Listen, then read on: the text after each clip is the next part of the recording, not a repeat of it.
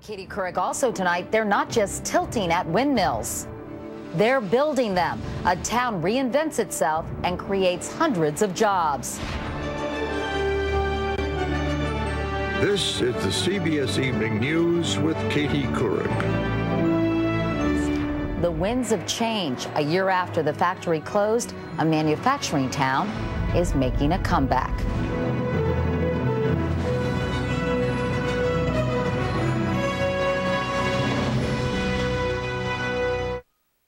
Now, a rare bit of good news about the economy. The Energy Department predicts that a potential tenfold increase in the use of wind power by 2030 could lead to 3 million new manufacturing jobs.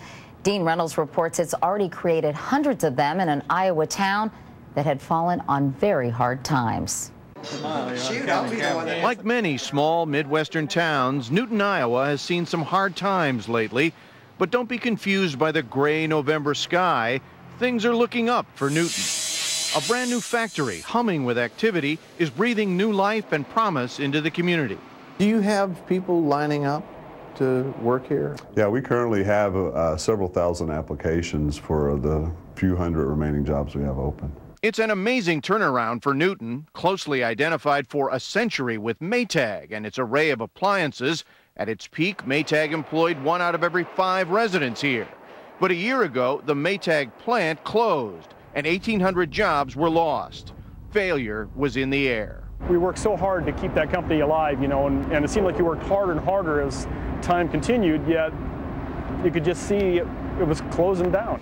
Today, 18-year Maytag veteran Rick Miller works for TPI, the new company in town, making blades for new high-tech windmills. When I left Maytag, I didn't think that I would probably ever get back into the manufacturing area again. The current economic downturn may have dented enthusiasm for alternative energy resources, but not in Newton. Not only is this new plant operating, but the once dormant Maytag factory itself has come to life too.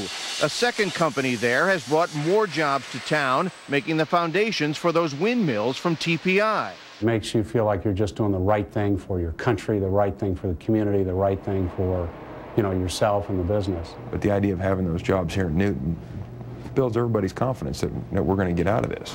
And it's unlikely any of these new jobs will be outsourced one day, because shipping one of these huge 130-foot-long blades from a foreign manufacturer all the way to the United States would be simply too expensive. So they'll be built here in America by Americans. In Newton these days, change is in the wind. Dean Reynolds, CBS News, Newton, Iowa.